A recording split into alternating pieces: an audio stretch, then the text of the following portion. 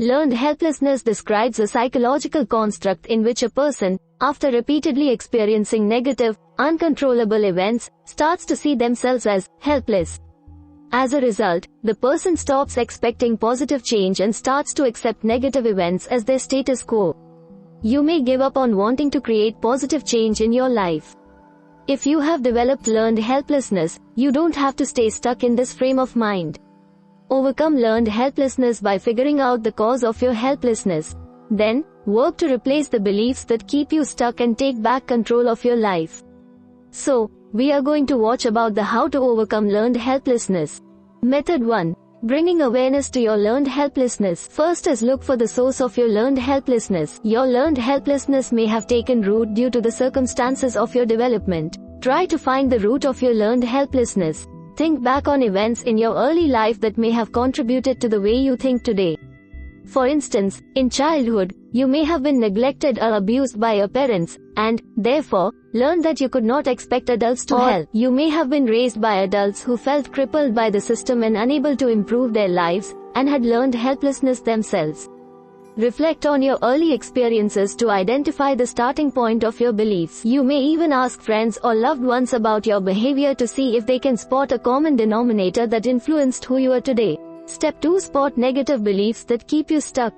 Bring awareness to how learned helplessness affects your daily life. You can do this by recognizing the beliefs that influence your behavior. You should also observe your use of self-defeating, helpless language. By identifying this pessimistic language, you can work to change it.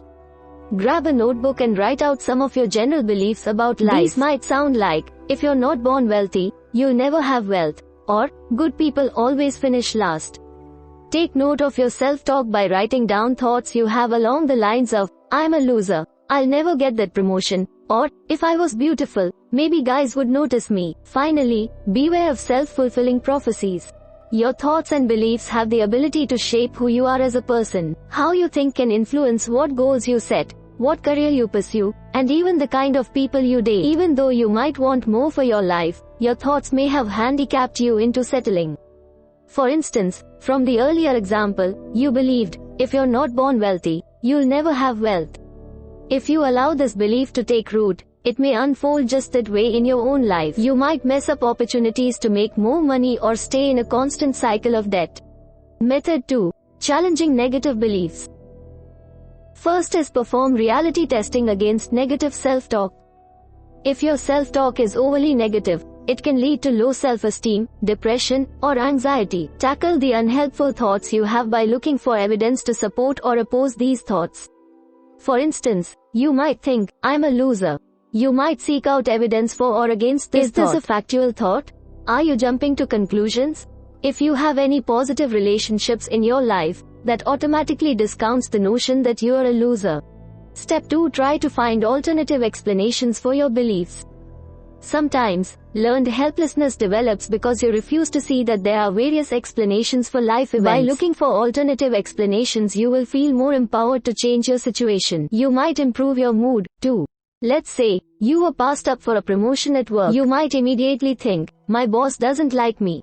Take a step back, however, and try to see it another way. Perhaps the other person was simply more qualified. Or, maybe your boss passed you up because you don't seem ambitious about being promoted. Step 3. Reframe negative events to focus on effort, not fixed traits. If you suffer from learned helplessness, you may not give yourself credit for your successes. Yet, you probably blame yourself for all your failures. Learn to reframe negative events by changing your attributions to effort-based contributions instead of fixed personality traits.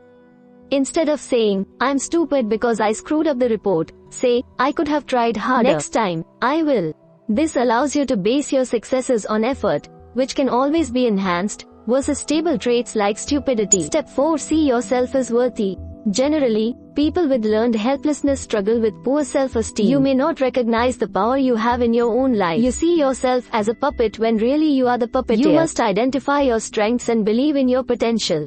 Write out a list of positive characteristics about yourself. Dig deep, using both minor and major traits. These might include, I am financially savvy, or, I am good with details. Keep this list within reach whenever you start to doubt your worthiness. Finally, get help from a therapist. Transforming from a helpless outlook to an empowered one is a challenge. The process is only complicated by depression, anxiety, abandonment issues, a history of abuse, or extremely low self-esteem. If you are having trouble replacing your old beliefs, you may need to see a trained professional. Locate a therapist in your community who works with people with learned helplessness, or explain your circumstances to your primary care physician and ask for a referral. Method 3. Taking control of your life. First is set objective goals. Goal setting can be a powerful activity for overcoming learned helplessness. The mere suggestion of planning your future can actually help you feel more in control. Start by developing realistic goals. Try the SMART goal strategy of setting goals that are specific, measurable, attainable, realistic, and time-bound. For instance, you might set a goal to increase your income by 25% within the next 6 months. Step 2. Pinpoint one small action you can take daily. Once you have clearly defined goals, focus on one at a time. Complete at least one task each day that pushes you closer to reaching your goals. Small daily actions build momentum and make you feel more in control. A daily action relating to your goal might be searching for side jobs or reducing your expenses to free up more money. Step 3. Celebrate small wins. If your goals are spread out over long periods, you can easily become fatigued or bored. Develop small milestones that mark your progress. Then, celebrate as you cross each milestone.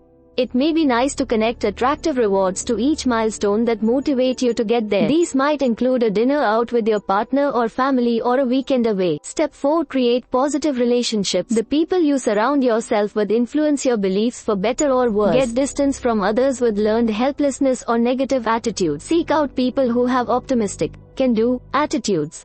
You might find such people by joining professional organizations or clubs relating to your interests. Finally, pause and implement self-care when stressed. When negative, stressful events do occur, be gentle with yourself. You might be tempted to fall back into old patterns with negative thinking. Build a toolbox of positive habits that you can turn to instead. To perform self-care, try including activities like meditation, journaling, napping, or taking warm bubble baths to your routine. You might also enjoy spending time in nature, or you can decompress by completing a page of an adult coloring book. We hope it is useful to you. Please subscribe to our channel to upskill yourself.